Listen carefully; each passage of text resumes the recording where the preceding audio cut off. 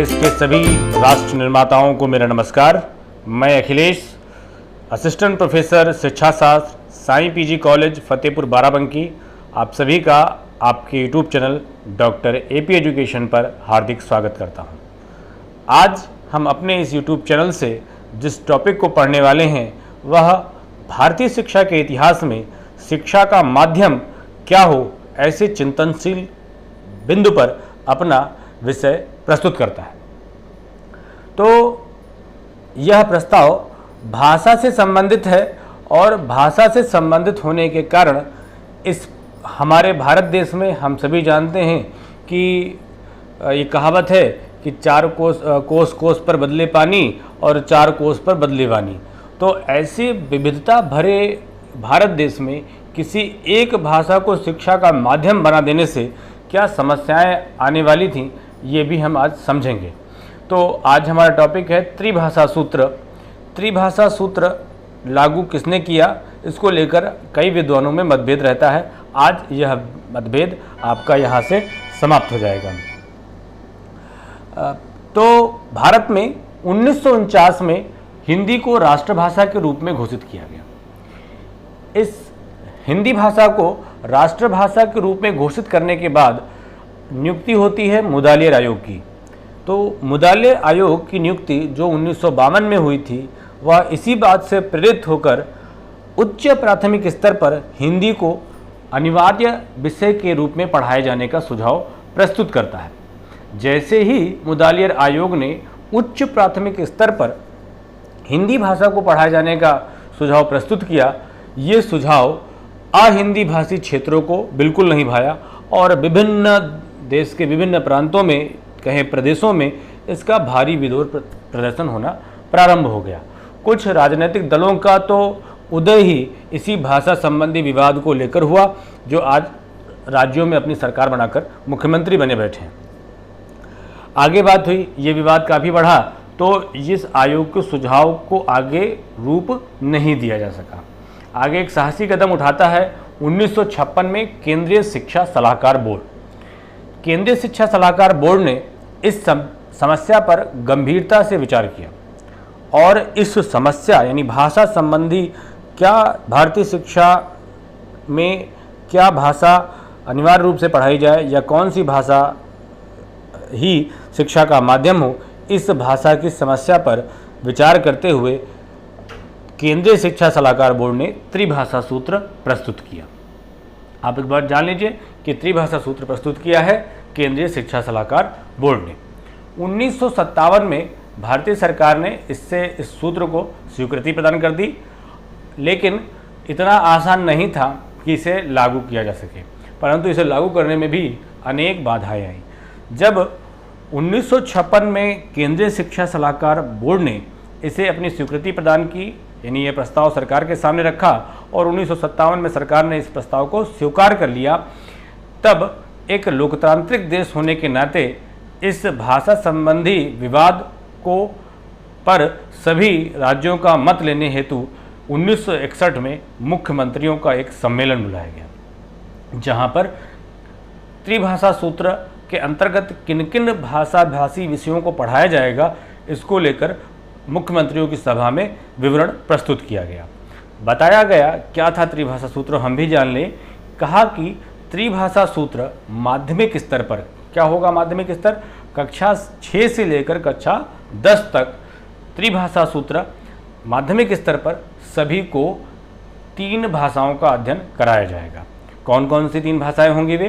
पहली होगी मातृभाषा, जो प्रादेशिक भाषा हो सकती है जिस भी प्रदेश की बात हो। दूसरी भाषा कहा गई राष्ट्रभाषा हिंदी। राष्ट्रभाषा हिंदी किसके लिए? जो अहिंदी भाषी क्षेत्र होंगे उनके लिए, या फिर कोई अन्य स्वीकृत भारतीय भाषा हिंदी भाषी क्षेत्रों के लिए। क्योंकि हिंदी जिनकी मातृभाषा होगी उनके लिए तो पहले विषय का चयन हो चुका होगा, इसीलिए पहले में कहा गया मातृभाषा, दूसरा राष्ट्रभाषा हिंदी, तीसरा अंग्रेजी या फिर कोई अन्य यूरोपीय भाषा।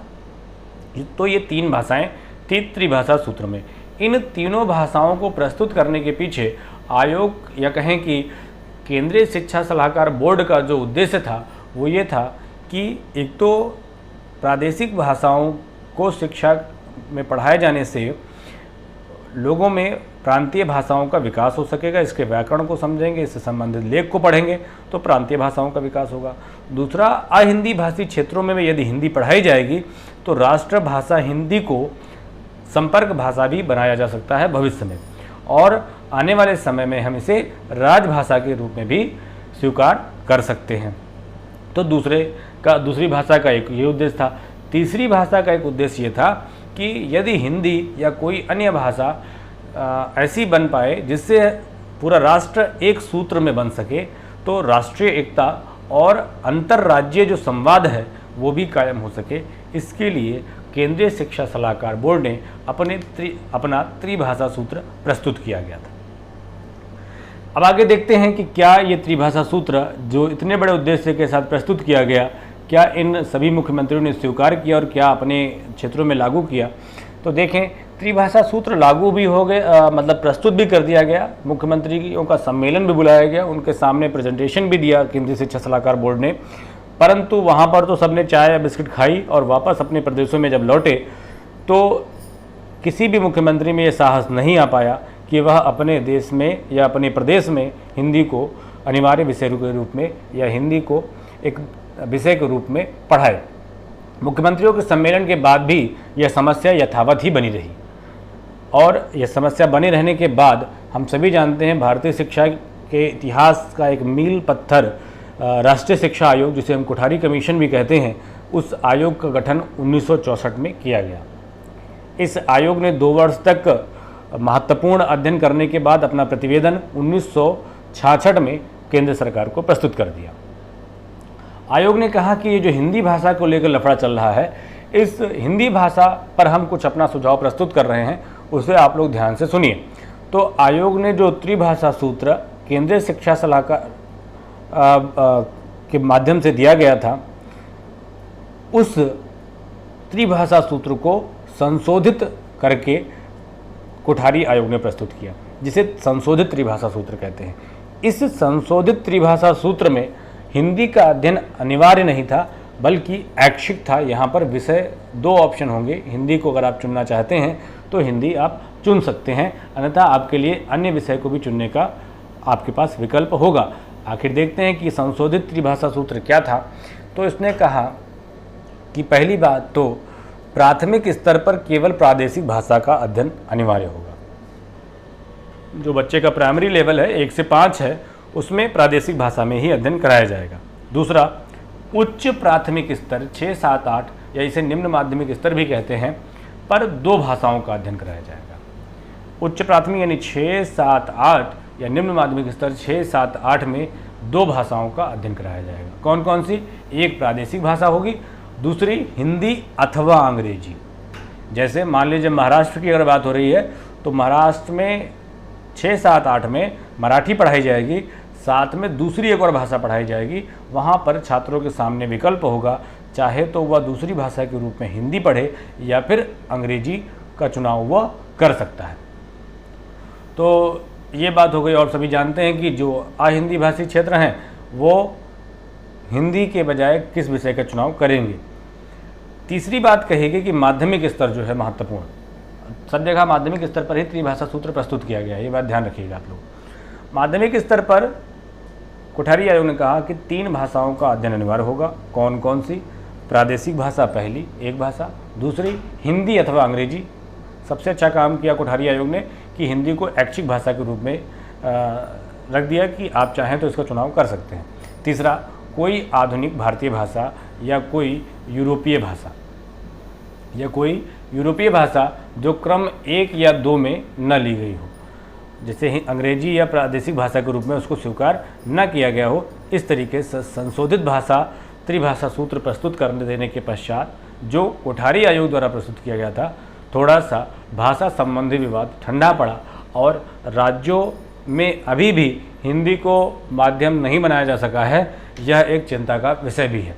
तो इस प्रकार आपने पढ़ा कि त्रिभाषा सूत्र क्या है। अगले टॉपिक में हम लोग राष्ट्रीय शैक्षिक अनुसंधान एवं प्रशिक्षण परिषद का अध्ययन करेंगे तो चैनल को आप लोग सब्सक्राइब करिएगा और संशोधन कैसे किया जा सके इस पर कमेंट भी करिएगा। पूरे आपका सब्जेक्ट का कंटेंट आपको इस यूट्यूब चैनल पर मिलेगा। यह पूरी आशा अपेक्षा के साथ आप इस चैनल को सब्सक्राइब कर सकते हैं। तब तक के लिए स्वस्थ रहिए और अपना अध्ययन निरंतर चलाते रहिए। धन्यवाद। भारत माता की